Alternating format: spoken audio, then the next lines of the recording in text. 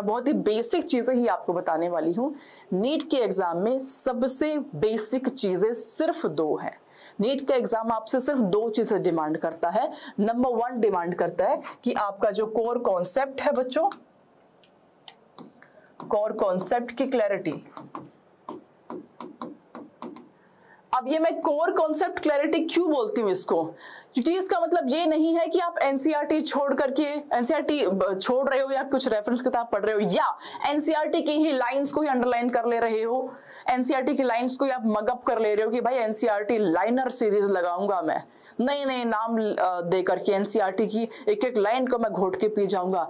घोट के नहीं पीना है, क्लैरिटी होनी चाहिए। अगर उस लाइन की क्लैरिटी आपके मस्तिष्क में है कि ये लाइन मुझसे ये कहना चाह रही है, तो उस पे बेस्ड क्वेश्चन चाहे कैसा भी आ जाए।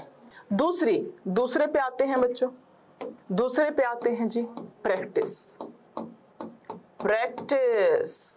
यस बच्चों, ध्यान दीजिएगा, समझ में आ गए हैं सारे कॉन्सेप्ट, लेकिन उसको प्रैक्टिस में नहीं ढाल पाए हैं।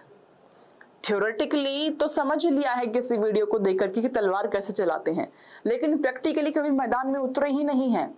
तो जब मैदान में उतरते हो तो सेम जो तलवारबाजी आपने सीखी है वीडियो से, उसके नए तरीके आपको समझ में आते हैं। It is something like this कि जब आप मैराथन रन करना शुरू करते हो तो आपने समझ ली हैं सारी टेक्निक्स, आपकी आत्मा में उतर गई कि कैसे रन करना है, बॉडी कैसे फॉरवर्ड होनी चाहिए, कैसे आपको ब्रीद इन ब्रीद आउट करना है, सब समझ चुके हो। लेकिन जिस दिन मैदान में उतरोगे कहानी डिफरेंट होगी उस थ्योरेटिकल से। तो ना सिर्फ मुझे उस थ्योरी को समझना है, बट मुझे उसको प्रैक्टिकलिटी में भी डालना है।